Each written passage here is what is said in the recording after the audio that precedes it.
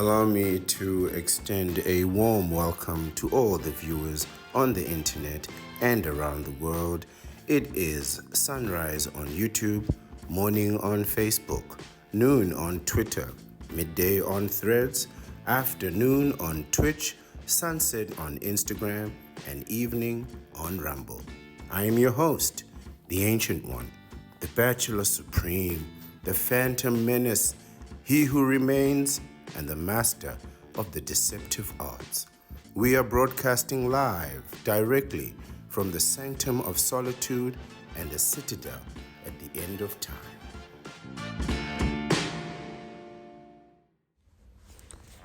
Good evening, everyone. I am the Ancient One, the Bachelor Supreme, the Phantom Menace, he who remains, the master of the deceptive arts, and I return to you once again as the lively voice of the Vasectomites. And today I want to ask you a question. Have you ever looked at your life and felt like, you know what, this isn't the life for me, or this isn't how I'm supposed to live my life, or this isn't who I was meant to be, or this isn't how my life is supposed to turn out? And I have to admit, in my life, BV or before the vasectomy, I felt this way. I absolutely felt that there was a way that I wanted to live that I wasn't exactly living. I felt like I had ambitions that I wanted to attain, but didn't want to risk attaining them. I don't know if that makes any sense. You're gonna make like $10 million and then get sued for $9 million, that kind of thing. And it's gonna happen. Like if you're thinking it, then you absolutely know that somebody else is thinking it also. And so, this was the life BV before the vasectomy. But AV, I find that I still have some of the same ambitions, but now without any of the excuses that I had prior. One of those would be tocophobia, the fear of having children and the fear of losing my life to having had children. And so I was thinking about one of the phrases that has become very popular in our current time stream and in our timeline, and that is the phrase of living your best life. And then I started to think, in and of for myself and by myself, but more importantly, about myself. I started to think about what that would mean, the phrase living your best life, what that would mean in reality.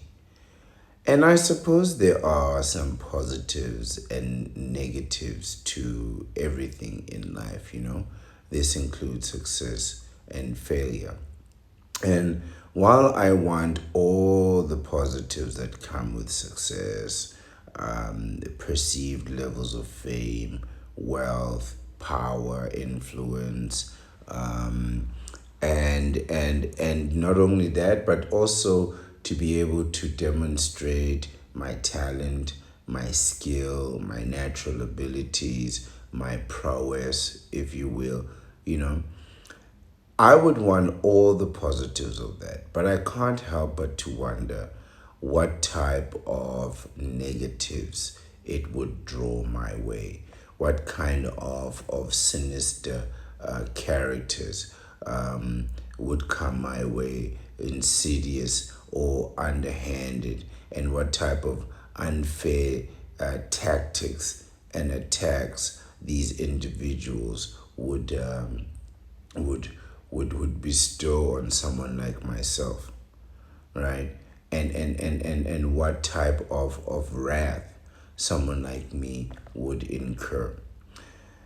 And BV, before the vasectomy, this was a serious concern, because the ramifications of that would ultimately, um, you know, fall onto others, as they say, and be passed on to people that'd be collateral damage, people who had nothing to do with me, my ambitions, or even my tactics, you know. But when I think about it, if I was to pursue, and indeed I will, because I have no excuse now. You know, I had the tocophobia, and the fear of having kids, but no fear of that no more. I fear nothing. You know, and now that I'm liberated and free with the salvation of the vasectomites, and by the way, you can have that same salvation too. You can freeze your sperm and get a vasectomy.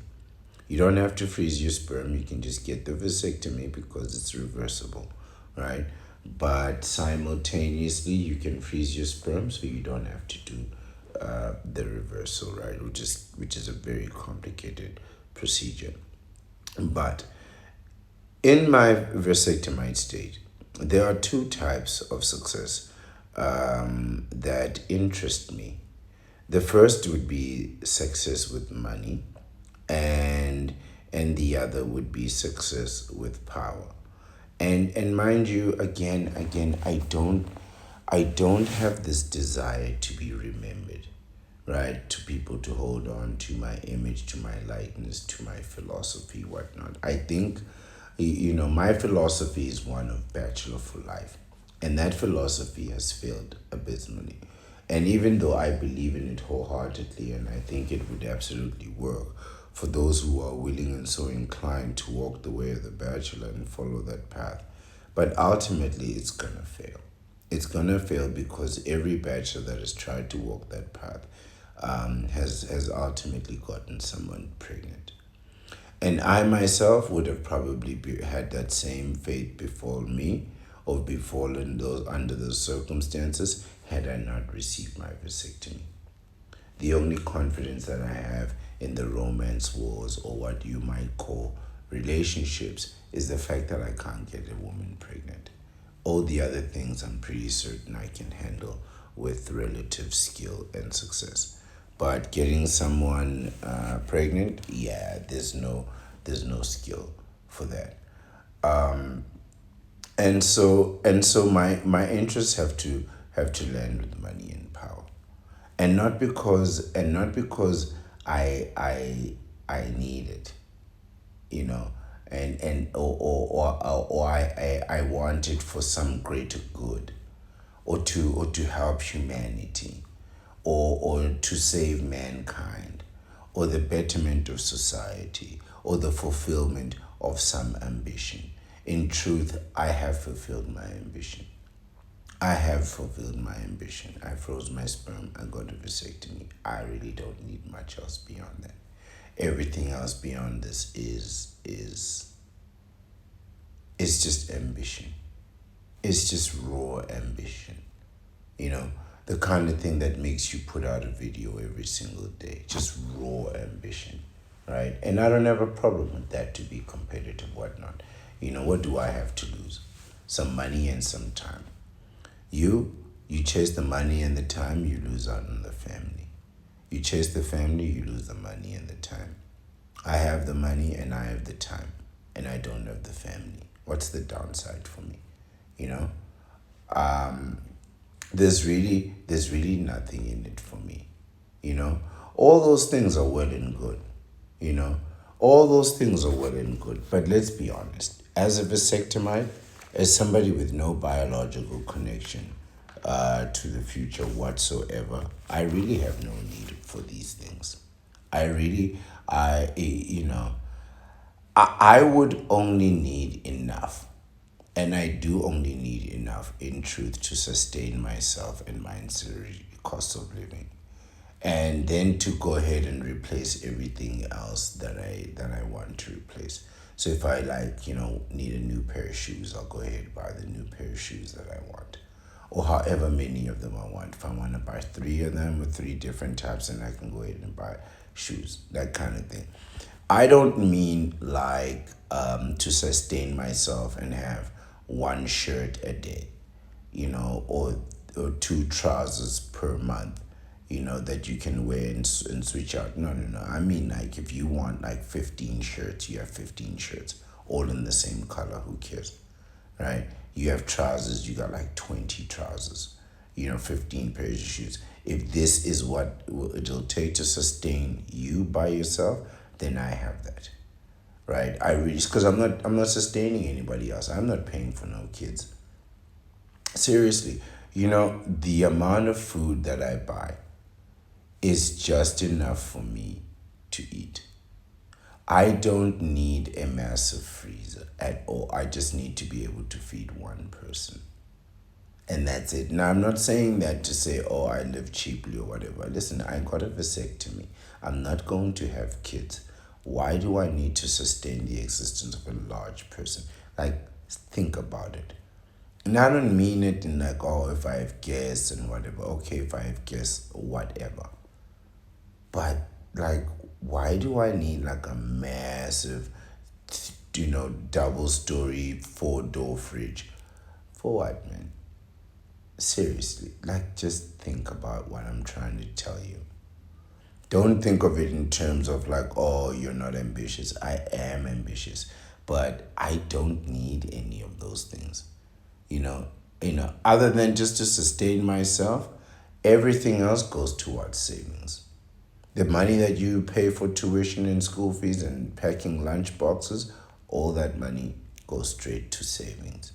That extra money that you pay for that karate gear, that football gear, those basketball shoes, all that money to me goes straight to savings. You know what I mean? So, yeah, it's true. I really don't need all of that. And in terms of housing, I just need a safe, comfortable, spacious, warm, well lit home in an environment that has amenities and a gated community. Right? This is more than enough for me. You know, everything else can be rented and replaced, and this is why I have the sanctum of solitude. Right? So it is a fairly, I think, like, it's a fairly nice place. More than one bedroom, more than one bathroom, more than one garage. So it's not a tiny little matchstick house. That's for you people, and it's in a safe gated community. It's a lovely place with a fantastic view, especially for traffic. I like watching traffic. Everything else kind of stays the same. It's human movement that makes life interesting. But anyway, beyond this, I don't think I need to own much else. Now, of course, you can own businesses, that kind of thing. But in terms of living, right, I would happily rent everything else, no matter what circumstances the rental is in.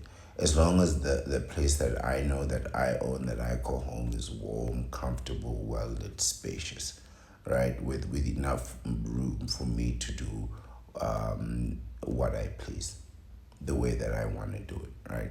This is enough for me, Uh, I would have to, if I thought about it, like, I would have to bring it all together, like, transportation or travel needs, education, all these fall within the realm of obtainable desirables, right? Or desirable obtainables. I couldn't decide how to phrase that. But these are things that I want and I can get. You know what I mean? And some of them I already have them in true abundance, right? So with like life experience, I've rented quite a bit, and I've traveled quite a bit, and I've done quite a bit. And I know that eventually what happens is you come across things that are going to last you a very long time, that you like them, you appreciate them, and they have a certain symbolism for where you are, where you have been, what you have done in life, and how long it took for you to get where you are. And you may want to keep these things as memorabilia of some type, and then have absolutely nowhere to keep them, right? So you want to have like your own place. And for many reasons, for the deceptive arts, especially if you're traveling abroad, You could be away for a year or two and not come home. But in the back of your mind, that place will give you peace of mind, especially as a bachelor, right? So own it, keep it, whatever.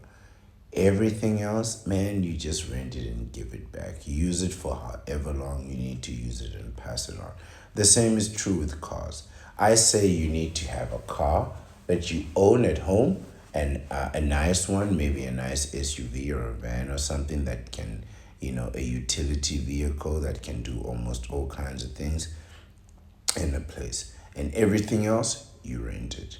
Everything else, you rent it, right? So you have your own car that you own and drive and you pay for and you maintain. You have your own house that you own and pay for. So this house you keep for years and years and years and years, right? But you don't necessarily have to live in it. It's really the place you go when you have nowhere else to go. Like people always have like, oh, so what happens if your life doesn't work out? Oh, I'll just move back in with my parents. No. You have the sanctum of solitude, not move back in with your parents. So you have to buy it and own it outright so that you can't get kicked out of it. You have to buy the car and own it outright so that people can't take it away if you don't pay, right? Or if you don't do maintenance or if you don't pay insurance, it's still yours, right? This is what you need. This is your safety net. And then everything else is short term. You know, you rent, you go overseas, you rent. You go to a nice hotel, consider that a rental.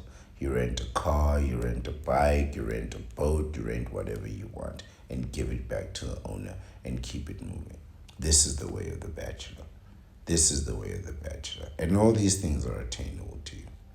In truth, for me, I would have to seek wealth for wealth's sake, and power for power's sake, and pleasure for pleasure's sake, and really nothing more. And I'm okay with that. I'm really, really okay with that. I know that if I have wealth, I will be wealthy. If I have power, I will be powerful. And if I am pleasured, I will feel pleasurable. Right? So these things by themselves, they have their own payout. But now I'm thinking about, what would that mean in terms of best life? Not just good life or wonderful life like the epitome, the peak, the zenith of life. What would that mean for me? You know? So I suppose in this world, in this realm, in this timeline, I would need to have you know money, a business, some type, a unique product that's separate from other products that I and only I control, right? And I'd need to control everything from inception to manufacturing to distribution to pay point to where the money goes, right?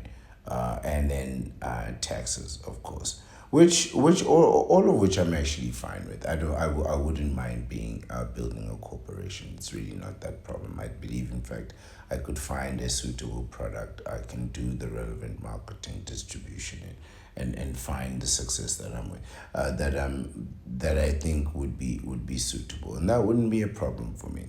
That wouldn't be a problem for me. Even doing that though, there would have to be a number in mind. And I've always had that one number in my mind. My entire life I've always had that one number in my mind. And that number is 100 million US dollars. 100 million US dollars is the number that would satisfy me. Now, if I could put together the type of mechanism that would be able to generate this income for me in cash money, profit, savings in the bank, money that I own and control, not shares, not assets, not value, not stock, not any of the other funny things that you people like to call money. Shares are not money. Investments are not money. Stocks are not money. Assets are not money. Money is money. Cash money, money. That's what you need in this life. Now, if I can get 100 million of that money, that would satisfy me in 5 years. This would be an ambitious goal for me to attain, which probably tells me that I'm gonna need to put in about $250 million worth of effort to attain that. So I probably need to put in around $300 million worth of effort. I need to expend $300 million worth of deeds, connections, product, manufacturing, distribution in about 5 years in order to generate and put out $100 million worth of cash. This is realistic. 3 times the effort and 1 time the pay. It sounds right to me, you know. But with that type of revenue and reserves, the potential to work $300 million worth of effort and then pull in $100 million worth of profits. A man could easily conquer a small nation. You could easily conquer a small nation. At least you could put in place the plan that would allow you to do such a thing. You know, power wise. So we were talking about financially now, $100 million. Power wise, I would have to get a political victory. So what we're talking about is we're talking about position. Now, position is something that, again, I've tried to avoid BV before the vasectomy. There's a lot of things that I avoided before the vasectomy. Not just because I was young BV, but because I just don't want the fallout of things, right? Now, AV, I don't care. I don't care if I'm in an argument with somebody who's in leadership and they're wrong and I'm right and things don't work out. Because one hand I got the sanctum, on the other hand I got my savings which keep growing. On the other hand, I'm gonna walk out with experience, right? But that doesn't bother me. That doesn't bother me as much as it would have. But BV, that would have been a risk that I wouldn't have taken. I would have just capitulated and agreed with anything. But one of the things that I embrace as the Bachelor Supreme is that I'm not going to bend the knee. If there's power to be taken, I'm just going to take it. If there's a position that's there to be taken, I'm taking that position simply because it offers power, right? Anything that says leadership, you take it. You take it. You know what I mean? But this is really what it's going up to. You know what I mean? You're gonna eventually, work your way up financially, and then what? Perhaps move politically at a later point in time. And I could oblige by that. Now I could never run a campaign of lies, as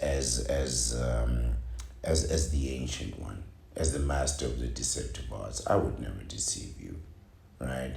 I would never run a campaign of empty promises. No. I would run a campaign of law upholding, not just law abiding, but law upholding and accountability, financial accountability, and sustainable family management, especially for these goddamn knee benders. That's what I would do.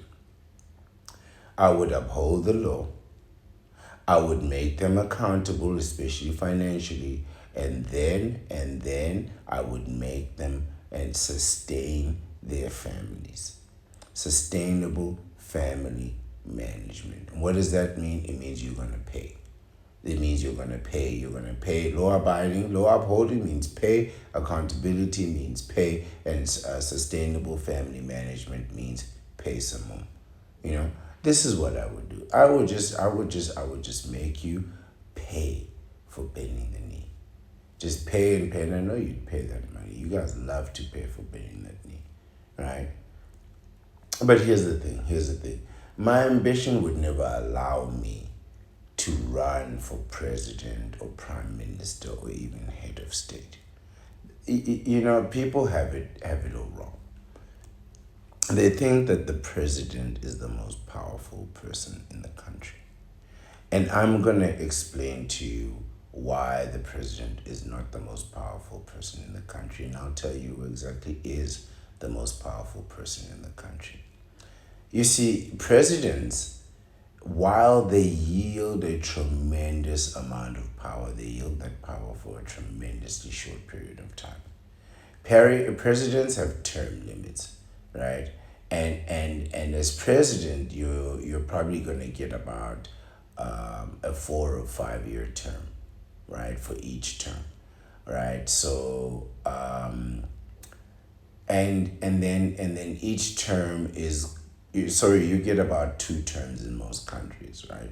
So you get a 5 year term, right, and 2 terms maximum, and then you're done. So you can't run for president anymore. You can't be a senator. You can't be a member of parliament.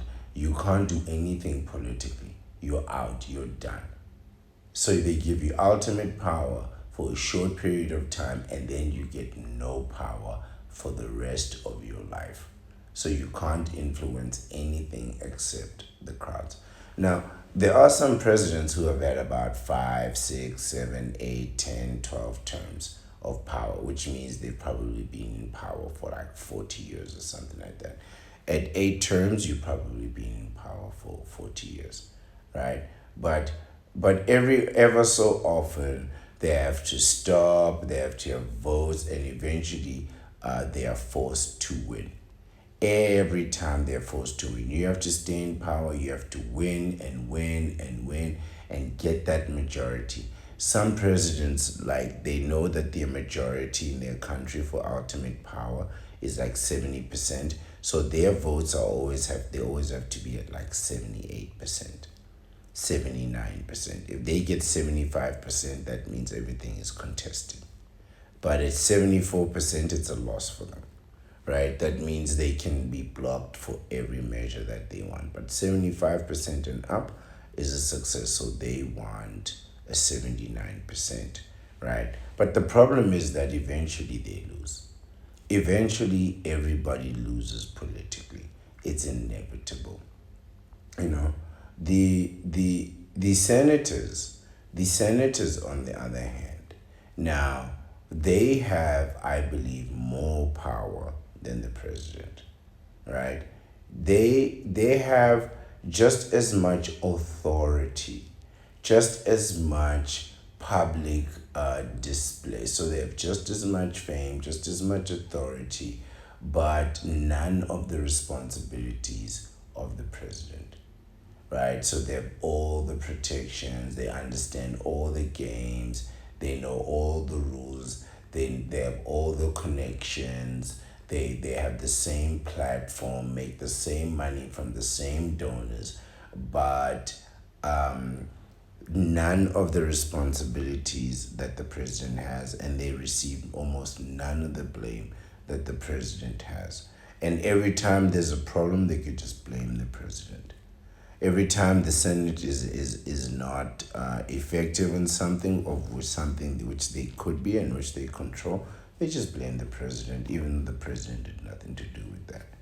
More so, you can have the power of the president, the appeal of the president, the stature, even the likeness, right, of the president, but be exempt from all the other consequences and calamities that come with presidents, including things like assassination attempts, right?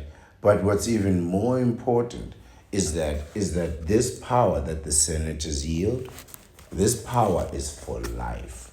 See, the presidents, they get a short term, and they have to win every election in order to stay. Even if they get like unlimited terms, they still have to come, they still have to run, they still have to win. And eventually, but like I said, that they lose. But the senators, they play a much deeper game, a much better game, right? And at the end of it, they get they get power for life. You can be a senator till the day you die. You can literally die on the Senate floor. I promise you that. There are people who are senators and are completely incapacitated in every possible way. But they know how to play the game, they know how to play the system, and they keep that power. You see, you can compare a president to like an explosion, a very bright light that causes a lot of damage, has a lot of influence, but then fizzles out very quickly, right? And there it is, that's gone. A senator is more like a wildfire rather than an explosion, right? So they may start off very slowly with a spark, and eventually they will spread out right at the bottom instead of up high where everybody can see it. They will spread out right at the bottom and just burn and burn and burn and burn. And by the time, and they'll burn all night without anybody noticing it. And by the time you wake up in the morning, everything is charred black because the wildfire has been just going on by itself. Inevitably, if that wildfire is left unchecked, it could cause more damage than an explosion. But soon wildfires are easily controlled, easily contained. So even though they have the same capacity for damage as like an incendiary object, they simply just don't draw the same crowd. They simply just don't have the same bang, as you would say, right? But but here's the best part about being senator. You see, while the president has to win every election and have that bang, and then the president gets power for a short period of time, the senators, they get power for a very long time, and they don't actually win any elections, at least no national elections. They can win in and among their friends, in and among their constituents, in and among their representatives, but that's a small scale election compared to running for president. It's so they get a lot of money for winning small against small scale competitors, and then get a lot of money for losing against massive competitors like the president. So they win on both sides. And then after beating losers over here and winning against, after beating the losers and losing against the winners, they get the power for life. And then they get that same power for the same power that the president has, the same respect, the same stature, almost the same acknowledgement. They win most of the same prizes in every possible way. They are the same in everything but name and responsibility and consequence. You really don't have to win any elections to be senator, right? And any election in the same place to be in the Senate or in the Parliament, right? So you can be in the Senate, you can be in the Parliament, and any other parts of the government. In fact, most other parts of government, you don't actually have to win anything, including the Senate, Parliament, or whatever representing a body is called, right? You could get, like, if you think about it, the only part is really the judiciary. Now that I think about it, like the courts, you have to qualify to be the courts, but anyone could be a politician with no education whatsoever. Anyone can be a politician and successful in it. And the real good politicians are the ones that know how to read. Like, as long as you can read, large words and maintain decorum and understand, a fair bit of like jargon, you'll be absolutely fine. And I think I've proven one thing. If I've demonstrated one thing on this platform, it's the fact that I know how to read. Now, you could get about 5 to 10% of the vote, right? So you could get 5% of the vote. Like, you could have an abysmal outcome at the election. and still get a seat in the Senate and still get a seat in Parliament, right? Now, let's combine our moves. On the one hand, we'll come in with like $100 million. And on the other hand, we'll come in with a failed election, a completely failed election. So now we got all the money and we have the power of the presidency without any of the responsibility. Wouldn't that just be awesome? Wouldn't it just be awesome? Just think about that. This is what I think when you think about like what is your best life is having a lot of money and having a lot of power with no responsibility, right? Now with 100 million, hypothetically, if you were to spread that around just a little bit, now I'm not saying a lot. Let's just say you have $100 million, right? And then you have like 120 senators, whatnot, you know. And let's say you had a budget of, let's say, $1 million. $1 million, and then let's say hypothetically you were to decide to open a small consulting company where you hired political experts as your consultants, and these were current and past senators, and you could employ them to help you win a seat in the Senate as Speaker of the House.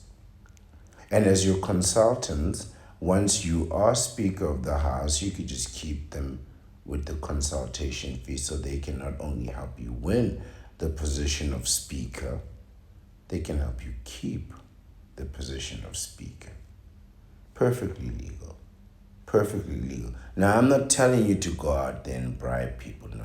I'm telling you to open a company and use that company to employ the experts that you know and trust to be able to deliver the result that you want. And anyone who doesn't help deliver that result gets fired, and you just hire a new consultant with $100 million. I think $1 million a year would go a long way. I think that would break down to something about $8,000 or $9,000 per Senate member per year, or under consultation.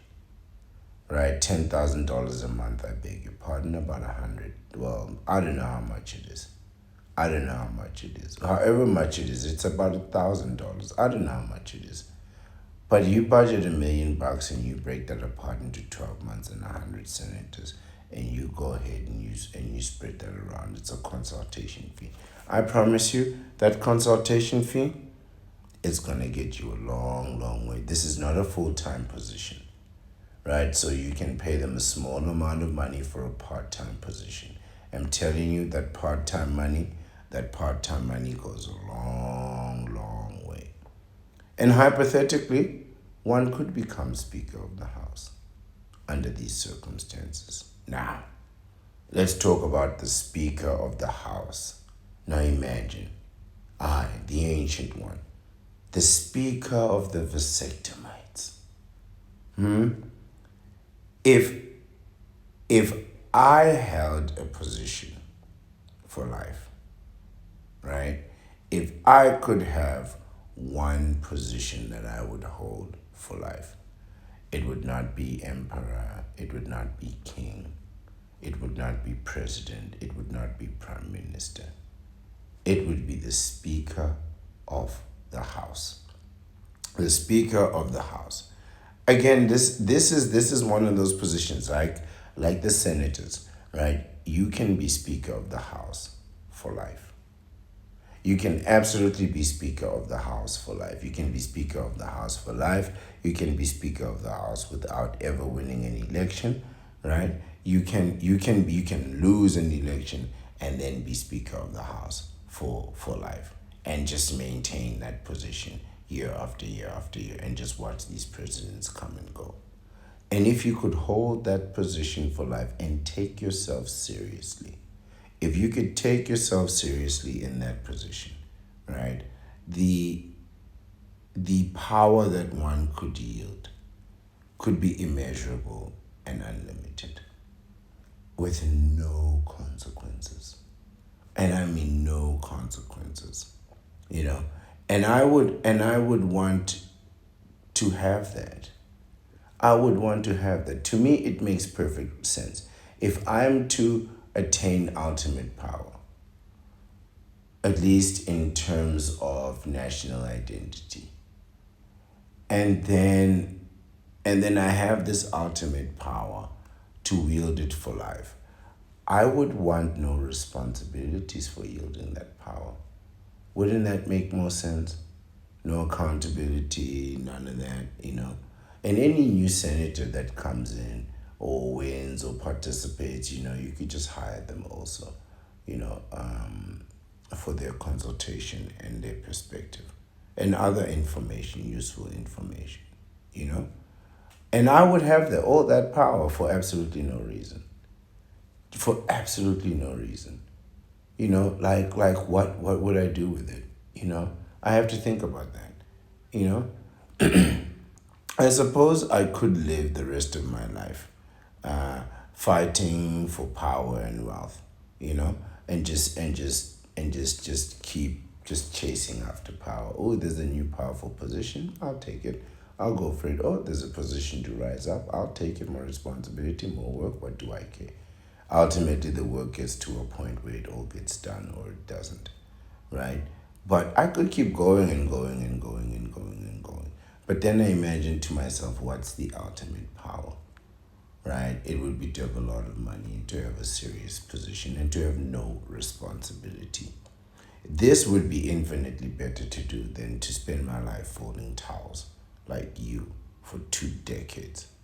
And I have no delusions, mind you, like I said. I have no delusions about being remembered or being cherished or being loved.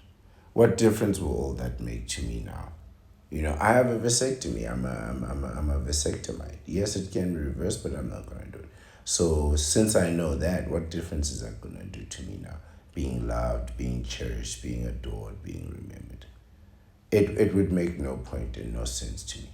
The only thing that would make any sense to me is to make money, see the number in my bank account grow up, which means it's going in the right direction, and then, you know, take a position.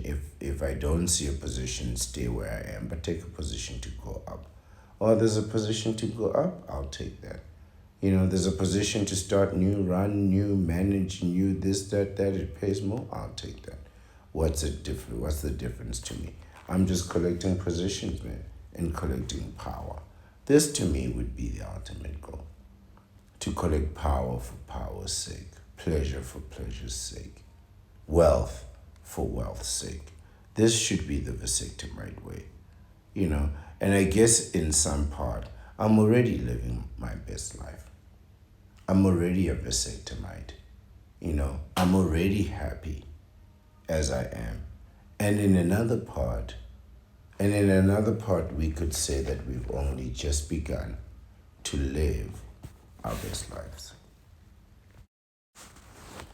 So today's article is entitled 8 Essential Steps to Help You Live Your Best Life Right Now.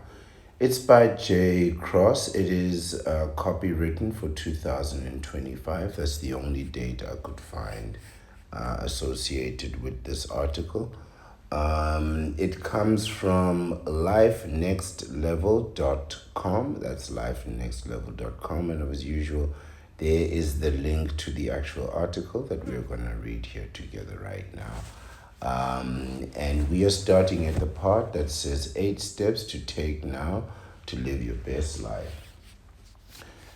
It's time to be bold and live the life you've always wanted. Remember, you deserve to live your best life. You deserve to be happy. You deserve all those hidden dreams and aspirations that you put to sleep every night. I hope he knows what he's talking about.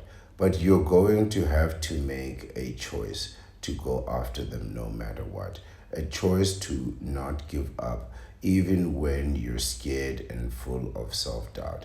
A choice to not let others say or do, to not let what others say or do dictate what you say or do. This is your best life, no one else's. Read on to start living your best life today. Now, I'm going to tell you something about these motivational talks and this type of speak. This is the kind of thing that gets you riled up and ready to go and take action. Tremendous, bold action. I had to temper this instinct within myself with calm, logical calculation. Now, as a vasectomite, I feel this instinct within me now to just go, go, go and conquer it all. Yes, of course, I'm going to need a lot of money. Yes, of course, I'm going to need a tremendously great plan. One where even if I lose, I win. And even if I win, I lose just enough to win. Because I don't want to make the mistake and end up as a president. Oh, that would be terrible.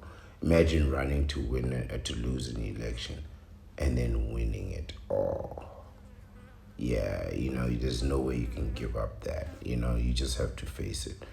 But in truth, you have to be cautious because you can still get somebody pregnant. And when you start climbing to higher positions and start making more money and start living better, you're going to attract more people and eventually someone is going to get pregnant. This is really an issue for me. It's not the marriage part, man. The marriage part, all you have to do is just not get married. But the part where you avoid getting somebody pregnant, because that's really what's going to destroy your life. It's the most contentious issue in all pregnancies. It's the most contentious issue in all breakups. What happens to the kids? And no matter what you think you're gonna do, you're not gonna win that fight. So I agree. The first thing you need to do is to clear your mind. I agree with number one, and this is what I had to do, right, to get to this point where I am now a vasectomite and free to explore every ambition that I have. It took one simple step. You just have to go get a vasectomy. But to get to the point of a vasectomy took a very long time. It took a very, very, very long time until my mind was clear and until I had the move, freeze your sperm, get a vasectomy. But now I know that you can also have the vasectomy reversed, but you're going to do that at a tremendous expense. You're going to do that at a tremendous cost to yourself, financially, to work life, to quality of life. You're better off just freezing your sperm. You're really better off just freezing your sperm. But, you need to think clearly, man. If you don't have a vasectomy and you want to be ambitious, you want to be attractive, you want to, have encounters with counterparts, you're going to need protection and you're not going to use a condom every time. Think of all of your favorite entertainers from 10 years ago, 15 years ago, 20 years ago. Not a single one of them doesn't have any kids. Everyone that is up high at the top of humanity has kids, and they suffer because they have kids, right? So, I would say if you want to have kids, get to the top of the mountain first, and then go ahead and have kids. But think clearly, man. Think clearly. Sure, you should clear your mind to start this exercise, specifically steps 2 and 3, but it's a great idea to have a way to clear your mind daily. Okay, so it makes the daily exercise to clearing your mind to what we are doing here. It helps with focus, energy, flow, positivity, happiness, stress, and so much more that will help you along your journey. So, what are some of the tips you can use to clear your mind? Meditation, yoga, exercise, massages, staying active, take a walk outside, and positive visualization. Pick a few of these and start doing them every day. Even a 15-minute walk or 15 minutes of meditation can help tremendously. Running does this for me because it's the same repetitive, monotonous action over and over and over again over an hour. I can entertain various different thoughts, various different perspectives. Sometimes I'll be looking at articles while I'm running, right? So, and because I'm not on like a treadmill, the treadmill is not moving forward. I don't have to focus on the treadmill, right? I'm just moving at the same pace. I shock myself sometimes by doing a quicker lap while reading articles than if I was focused on the running. I don't know what happens. Maybe my body just goes in its own pace, and then my mind just focuses on articles and whatnot. But I can do that kind of thing. Scroll on social media, scroll on my phone. The phone is actually a very versatile tool. You can actually use that under very many circumstances other than driving. So I've used it while running, while exercising, in a small space, and it seems to work just fine. It seems to work just fine. But also, running will help clear my mind. I don't really have the luxury of sitting and thinking thoughts without doing anything all day long. So, a good time to do this is while I'm running. It's also a very good time to listen to audiobooks of The Art of War if you are so inclined as I am. Number two is decide what you want in your life. This is very important. This is why, conversations like the one we are having, where you think to yourself, maybe I should get $100 million. Oh, maybe I shouldn't be president. Maybe I should be Speaker of the House for life. Maybe I should get a rocket and fly to the moon. It doesn't really matter what your plan is. You need to have a plan. You need to have a target to aim for, even if you don't hit that target. You need to decide what it is that you want and then go for it. When you're there, it might be completely miserable, but it's better than not knowing, you know. But also, if you're not happy where you are, now I myself am very pleasantly happy where I am, right? But should the day come, should the moment come to move, I'm gonna move.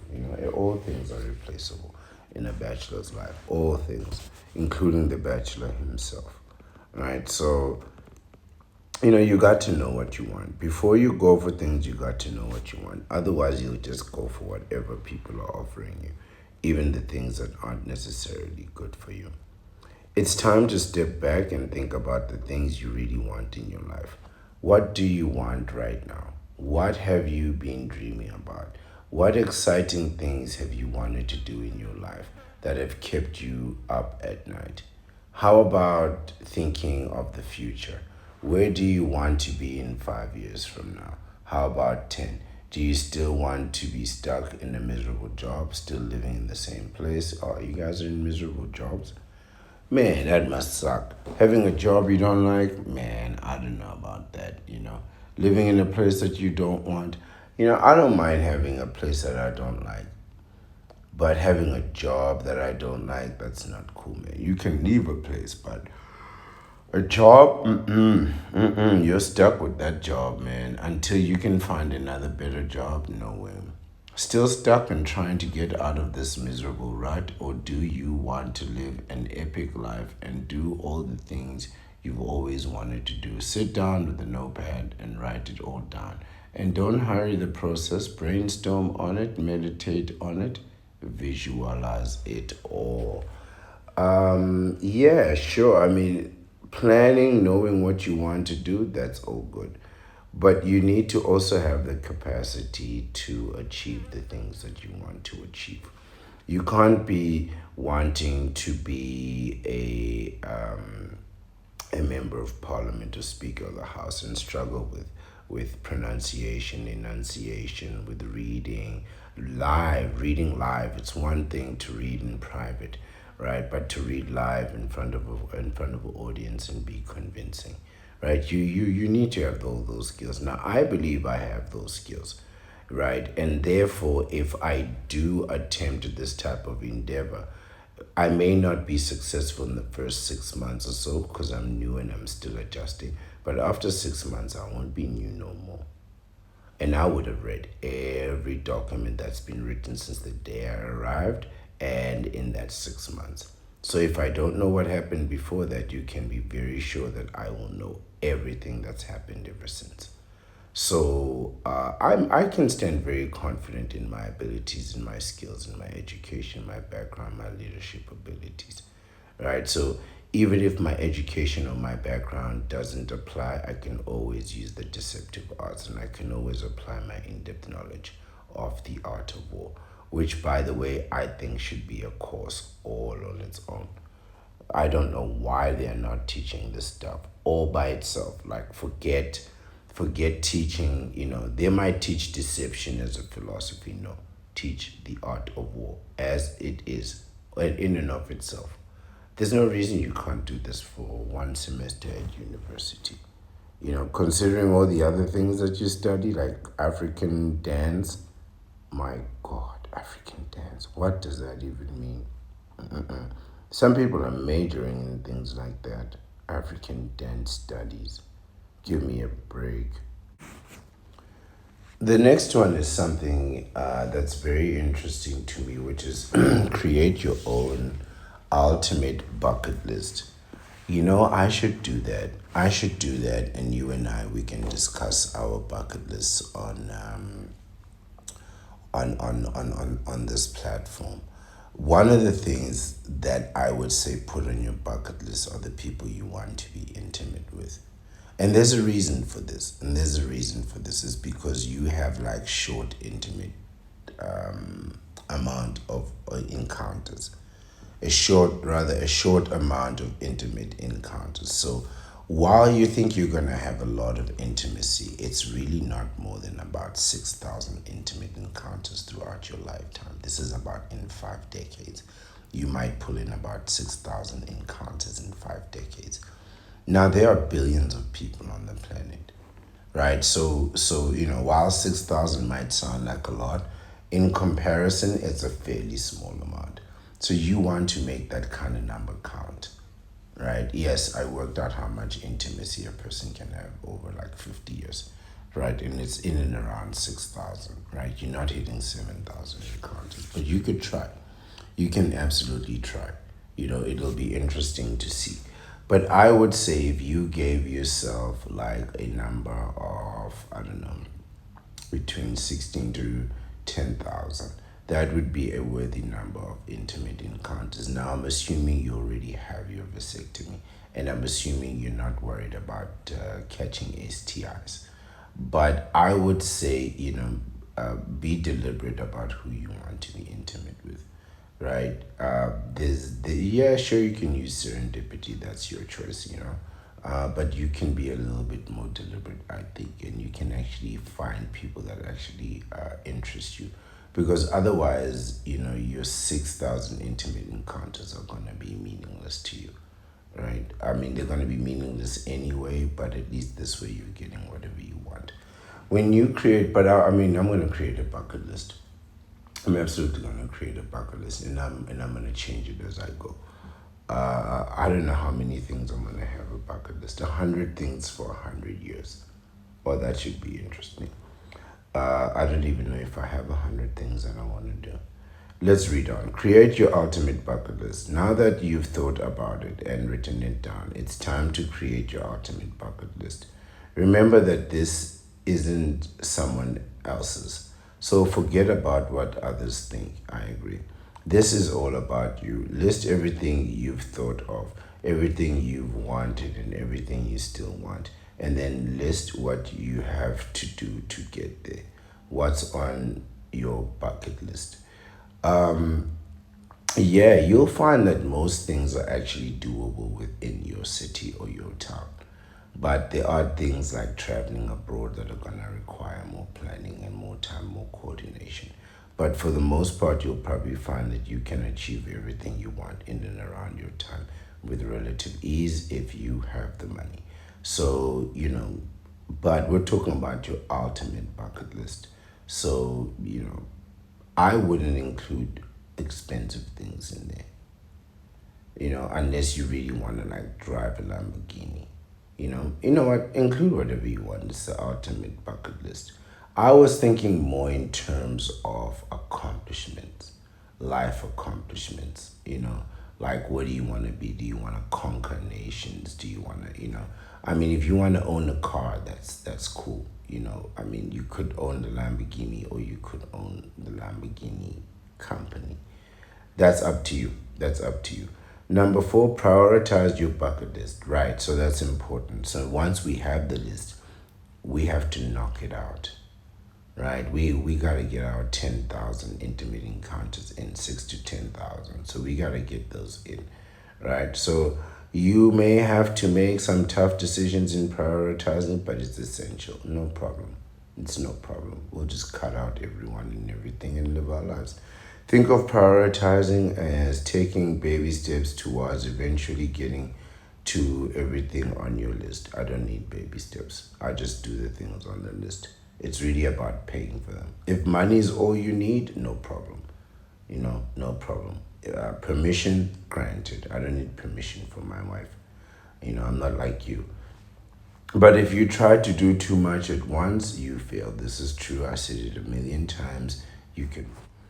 If I've said it once, then I've said it a million times. You can ruin your bachelor life by doing too much. You may want many things and you can get everything you want, but focus on one thing at a time. Is it going to school, starting a business, traveling more, starting your family, moving to another country, becoming a digital nomad? You don't have to order everything in your list for this exercise because your priorities will change. So let's just prioritize the top five and make sure you have a sprinkling of short term and long term at the top of the list. It won't be much fun if everything you're working for will take 5+ years to accomplish. At once you complete these 5 items, go through this exercise again and create a new list.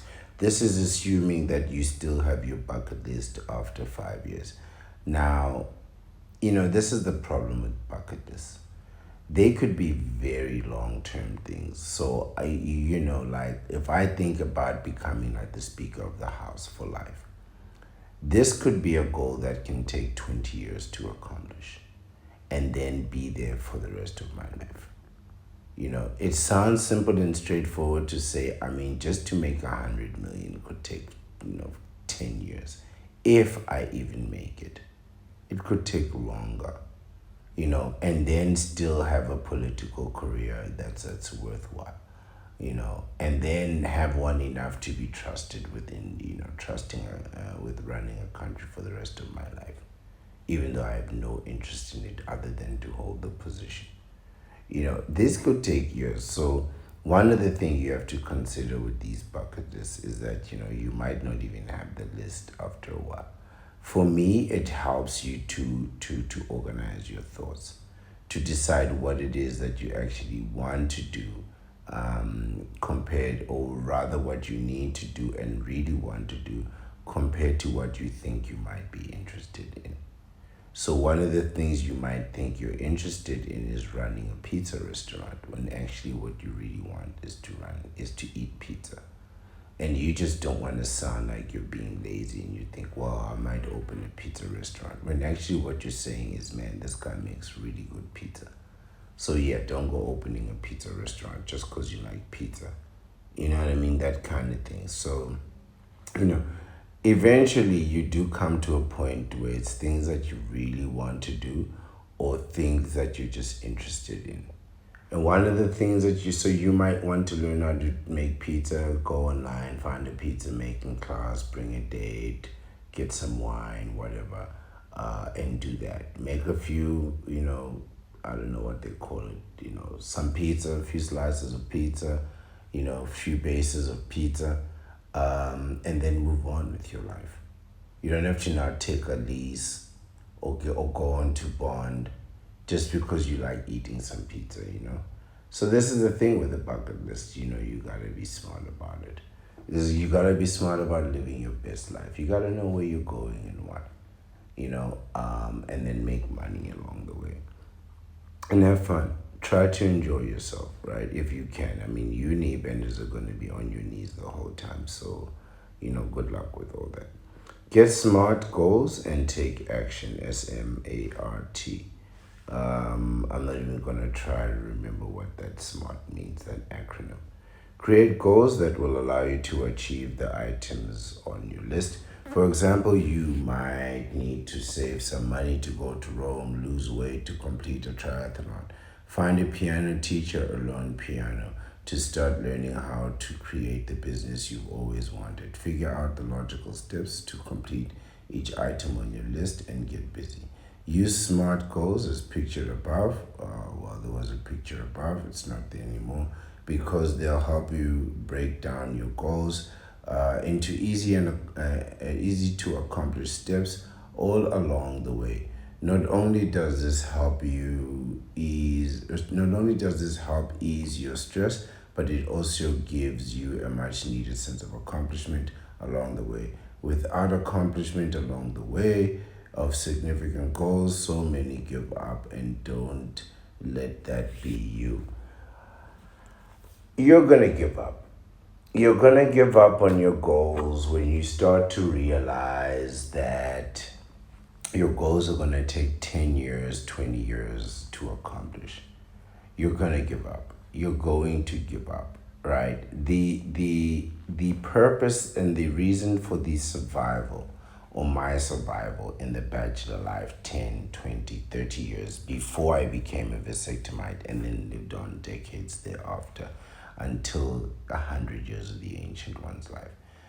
The part of the reason why I was able to do that is because, not because it was a goal, it was how I wanted to live my life, just like this. Did I have the only thing that is different about how I wanted to live my life is the stuff around me. So I thought I was gonna have like certain things, like I'm gonna have a house with a pool table and a pole and another table for poker and another table, and ultimately, those are just the delusions of a young bachelor, right? You want all that stuff as a young bachelor. Oh, I'm gonna have Pac-Man, and it's like, and then you see people actually get that stuff, and you realize, you know what? Hey, everybody had that ambition as bachelors, right? And now they have it, and it's called a man cave, and Pac-Man is so outdated. You know what I mean? And pool tables. I mean, maybe the pool table is a symbol, but the pole, I'm not having a pole in my house.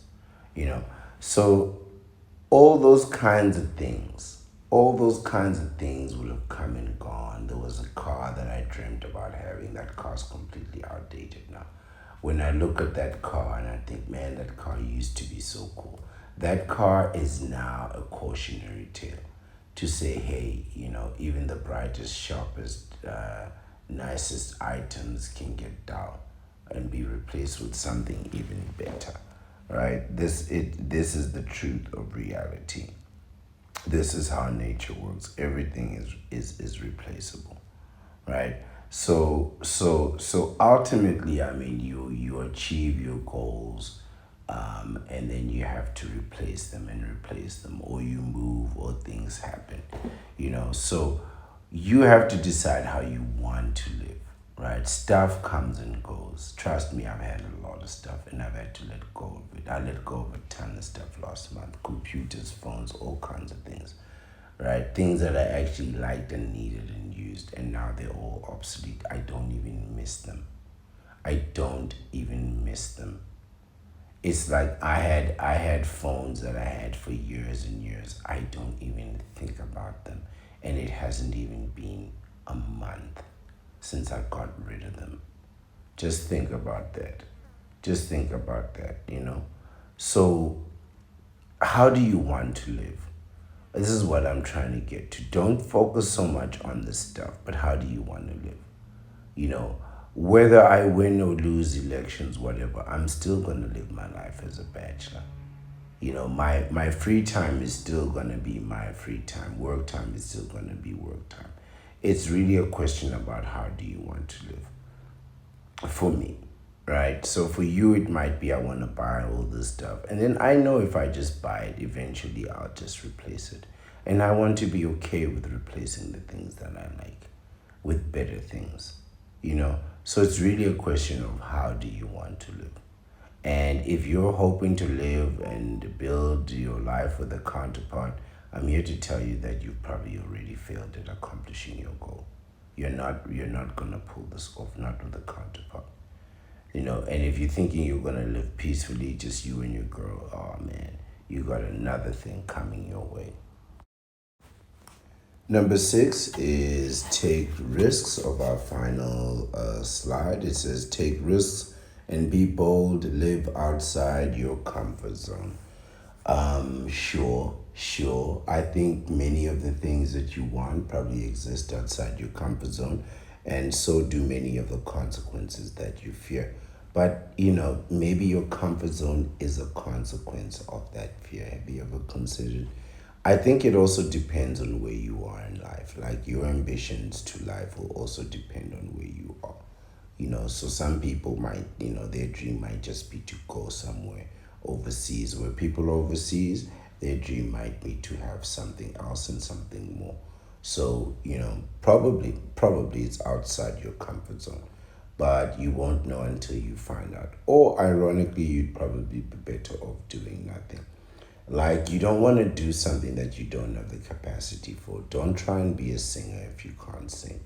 Don't try be entertainer if you're not entertaining. Don't try be funny if you're not humorous. If you can be informative, be informative, as I attempt to be every single day.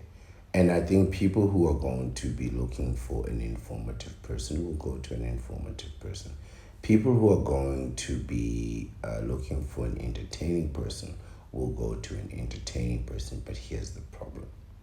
The problem is an informative person can always be informative, even with meaningless information, right? I can just give you the information and then inform you that this information is meaningless, and the information will still be relevant even in its meaninglessness. But should you not be funny? Should you wake up this morning and not have a joke that's gonna kill the internet? Should you wake up and have a skit that's not gonna bring the house to their knees with laughter? You're done. You're done. It only takes one bad joke, two bad jokes, three bad jokes, and people will lose interest. But informative people, I'm telling you, we function on the realm of boring, right? So I give you all the information. Some of it will shock you, some of it will bore you, but you just get all the information as it is, and then you decide what to do with it, right? I'm not here to entertain you. I'm not going to tap dance for you. Go find a rapper to do that. And boy, I hope you like listening to that same song over and over and over again, because even your favorite rapper only got 3 songs that you like. So how are you going to fill in those gaps? Just come over to the Vasectomy Life and let's read an article together. And that article will go something like this. Some things that you want to do might make you nervous and hesitant, and that's how you know you're on the right track. Isn't this lovely reading together? Because getting outside of your comfort zone and into your growth zone can be scary. I like that, growth zone, right? See, this is the benefit of being informative. Every sentence matters. Every phrase has something to offer. We just learned something new, growth zone. What are you gonna go do now? Listen to somebody sing rap. Murder, murder, murder, 5 o'clock in the morning. Give me a break. Let's continue with confidence. With confidence. But if you limit yourself to things, I'm going to actually focus on the article now. But if you limit yourself to things that are comfortable for you, you won't live a full and happy life. You'll instead look back with regret on all the things that you always wanted to do, yet never even attempted. And you'll shake your head at all the excuses and other things that you got in the way. It depends on what those excuses are that get in your way, right? So, oh man, I think of all the ways that I limited myself. and all the ways that and all the things that I try to do to avoid getting somebody pregnant. And here you're encouraged to go out and to fulfill things and to fear regret. But man, you can do all those things and then get somebody pregnant, and then all your regrets come crashing down. It's one thing to work hard at your career and then lose your company because a competitor had a better price. It's another to ruin your entire business because you're watching your son play baseball. And your son sucks, by the way. So yes, I mean there are gonna be risks, right? And something that we gotta talk about is how to make risks and how to make a sacrifice. It's something that I really think people misunderstand the term sacrifice. People think that the term sacrifice is synonymous with a loss, and it is not. A sacrifice is a path to victory, not a path to defeat. And it's something that perhaps that we need to discuss when we talk about taking risks. Like each of these items could be discussed all on their own, you know. But man, how are you gonna just think about it, right? You wanna be an entertainer, you wanna be a rapper, that's your choice. Bad idea if you ask me, but that's your choice. And then you finally do make it. But now you have to be on tour for 7 years straight. This is what they're not telling you. You see how your teacher goes to school every day for 10 years, 15 years, how your doctor's at work every day for 10 years, 15 years. You want to kill it as an entertainer. You have to be on tour every day for a decade. You come in, you make new music, you tour. You come in, you make new music, you tour. 10 years, 4 albums. That's how you make it. That's how you make it. So how are you going to be on tour for 10 years? You got a kid. This is how careers die, by the way. You say, well, what happened to such and such's career? Man, he was killing it. He had to be home raising kids and folding towels and making lunch bags, with the juices, with the straws. I'm telling you, this is how careers die. And if you're someone like me who does this calculation and sees it play out, and you're like, you know what? I know I should want this career, but I also know that there are consequences to it, consequences that I cannot bear. What can I do? You can freeze your sperm and get a vasectomy. Once you've done that, like I have, you can act with confidence. You can have a shadow YouTube account that you pump full of content on a daily basis, and then have a real existence and have the people in that existence follow you on YouTube, like your content, and not even associate you with that content. I mean, we can play a magnificent game. But without the safety of a vasectomy, I'm afraid I don't know how you're going to be able to pull that off. You're going to take a big risk, get one woman pregnant, and then ruin everything for yourself. And you're going to need to do it one time. Ignore the noise of others, he says. Losers visualize the penalties of failures. Winners visualize the rewards of success. I'm going to stop you right there. I'm going to stop this young man right there. 99% of the men in the world have children because they all don't have vasectomies. Right? 100% of men with vasectomies have no children after they got the vasectomy. Right? So don't go out there telling yourself, I'm just going to focus on the success, because it's the failures that you're stuck with. It's the failures. Nobody has successes all the time. Your best football players, he loses games. Your best basketball players, he loses games. Right? And games that he really wanted to win, he'll lose that game. So failures are a reality, and so are consequences. The question is, what type of consequences will you face after the failures? Don't go denying failures, but ask yourself, what are the consequences that you're gonna feel, and how do you mitigate those? If the consequences of your failure is having a hungry child, a hungry family, an angry wife, and all that, maybe the solution is to prevent that by getting a vasectomy. Think about it. Don't go denying rewards. Yeah, don't go denying consequences and failures just so you can focus on rewards and success. Because it's the consequences and failures that you're going to have to live with and that are going to catch you in the end. Plenty of people will criticize your plans and decisions. Many will question what you're doing and why you're doing it. Some will even tell you shouldn't. And that's the hardest. And what's the hardest is that many of these people will be close to you. But the truth is, some are just trying to protect you from failure, much like your brain does, while others are simply jealous. And some just don't want to see you step out of line, but the time has come just to ignore them. Allow the mediocre people in your life to live their mediocre lives. But please don't allow them to drag you down to their level. Okay. Man, it depends. Know thyself. I say know thyself. Right? Know thyself. If you can sing and you want to pursue a career in singing, that's one thing. But if you cannot sing and you want to pursue a career in singing, that's a problem. If you're 35 years old hoping to get drafted into the NBA, into the NFL, into the NHL, into the Premier League, that's a problem. Right? So I get it.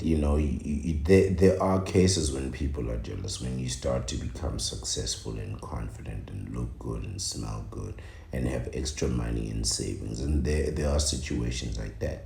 But these are situations where people have watched you become successful and they're probably watching you become more successful. That's where jealousy comes from.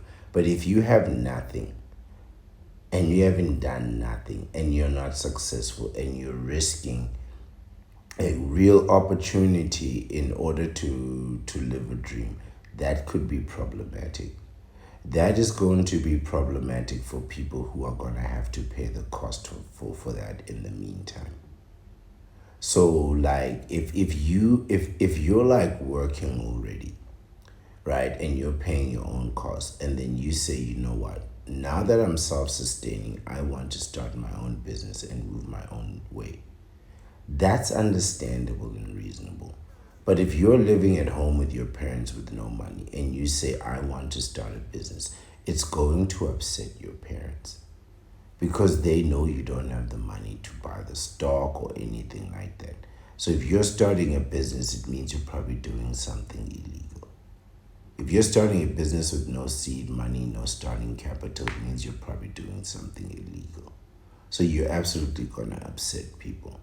If you said I'm going to college or university and with no money, no applications, it's going to upset people. But if you've already been accepted and you say, I want to go to university, that's a whole completely different story. You know what I'm saying? If you've already been working for years and you saved up money and you say, you know what, I want to start my own company, that's a whole completely different story. Then those people have no reason to doubt you, especially since you won't be coming to them for help. But if you're still a dependent talking that big talk, I want to travel the world, and then there's people looking at you who know that, wait a minute, you don't even have money to feed yourself. How are you going to travel the world? And then you start asking them for money. This is going to be a problem. But if you're self-funding, self-sustaining, and you're doing your own thing, chances are you're not going to find a lot of resistance from people. This is what I found. I found every single exotic island that I've been to, I didn't find anyone tell me not to go. And if they did, they wouldn't be able to justify why. If I said I'm going to an exotic island, that would be understandable. But if I said I was quitting my job to do social media, that is a problem. Because you're not making no money off social media.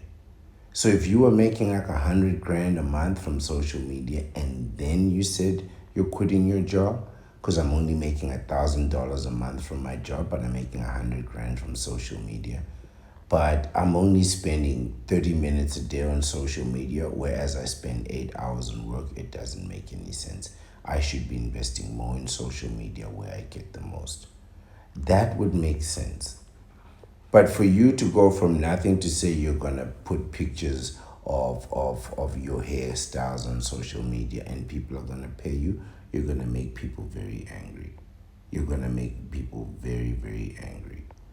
Let's continue. It says, allow the mediocre people in your life to live their mediocre lives, but don't allow them to drag you down to their level. You have to do things, you have to do you have things to do, I beg your pardon. So you don't have time for their silliness. It's easy to allow them to drag you down, but remember, nobody has been successful in their hopes and dreams without going down this path. Sure, plenty of people have. Plenty of people have been successful with listening to good advice and listening to warnings, right? And plenty of people have met their demise by not listening to good advice. Make the calculation in your head. You know what I mean? Calculate what is the chances of you being successful. Where is the evidence? Have I done this? And like people will say, I want to travel and do this, but you don't have any money to travel. That's a problem. Because now you're going to make an issue out of something, but have no money to fund it. I want to go to university, yes, but you've got low grades and they didn't accept you. Right? So now you're making a big deal out of going to university, but, even if you applied, they'd still reject you. So all you're doing is starting a conflict in that case, and you're forcing people to tell you things that are obvious.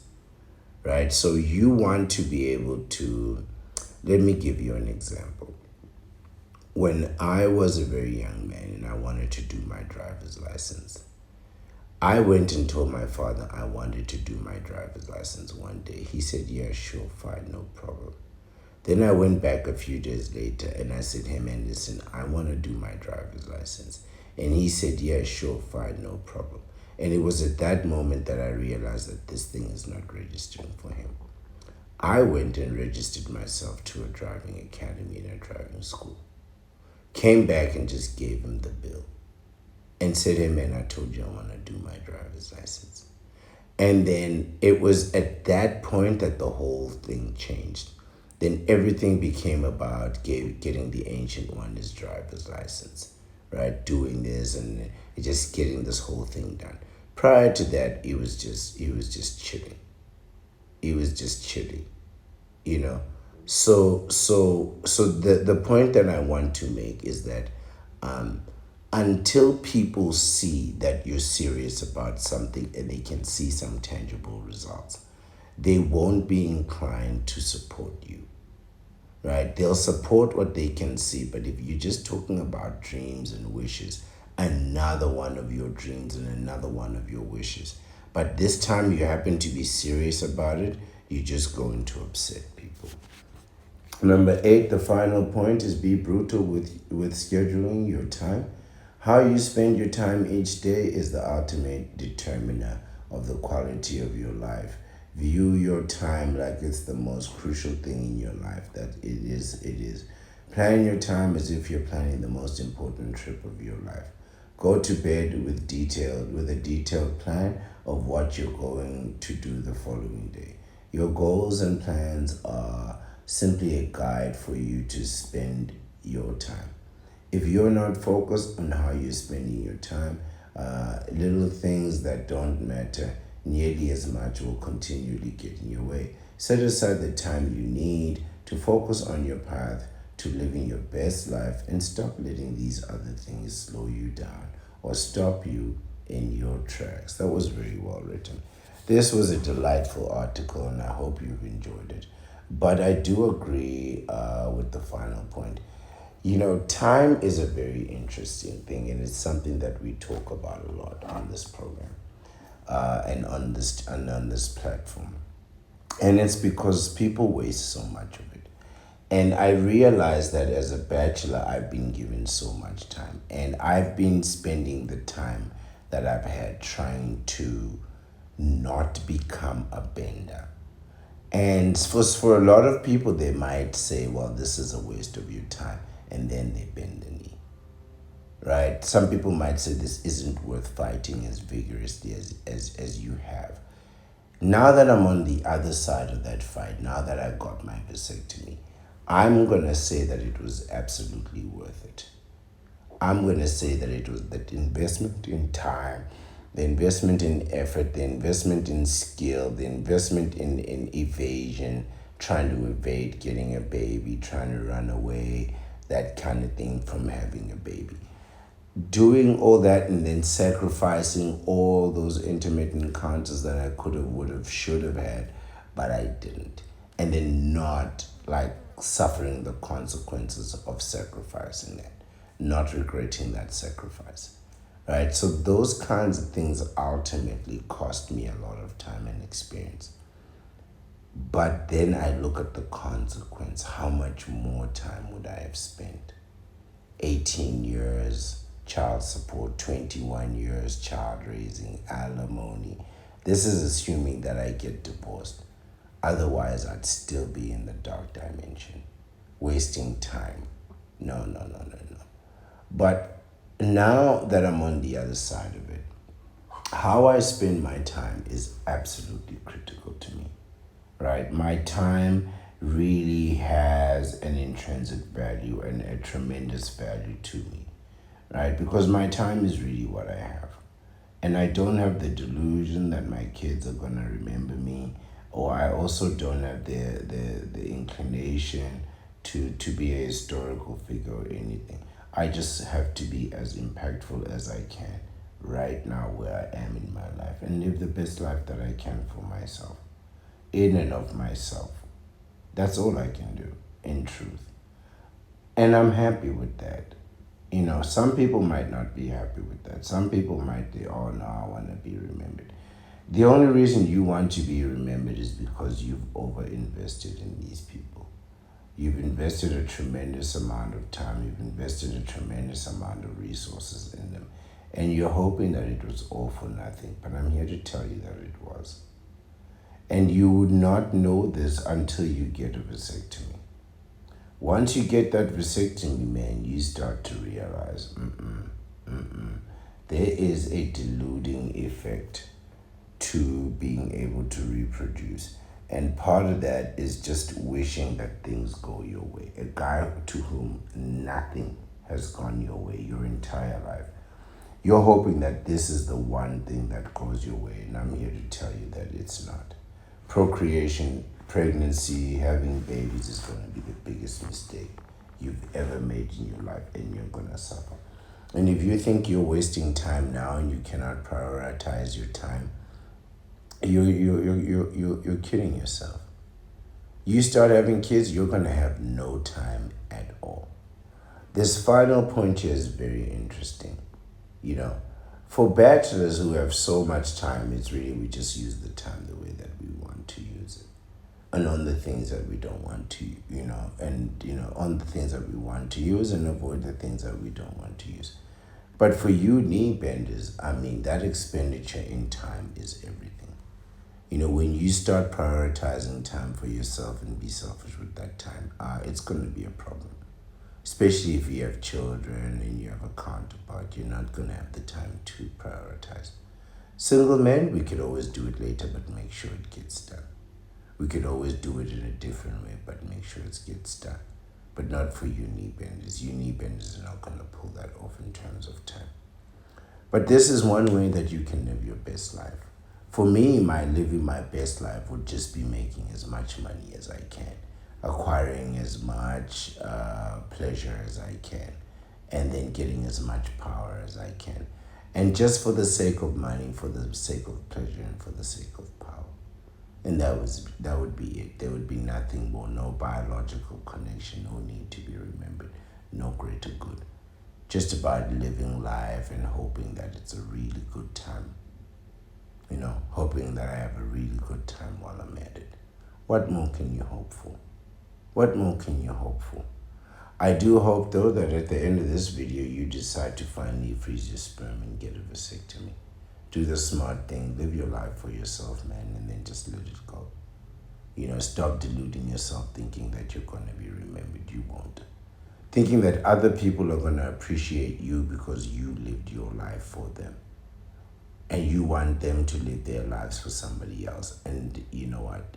That's not fair. You decided to live your life for yourself. That's your choice. But you cannot decide that for other people, even your children. And if your kids choose to get a vasectomy, I think you should let them have it so they can avoid being like you. Seriously. Give your kids a chance in life, man.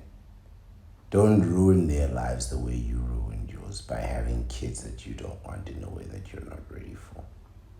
Be fair, freeze your sperm, get a vasectomy. You can always have it reversed later when you decide that you want to have kids. Or should you decide that? But at least this way you have the choice. The choice is entirely up to you. Freeze your sperm, get a vasectomy, or you can bend that knee.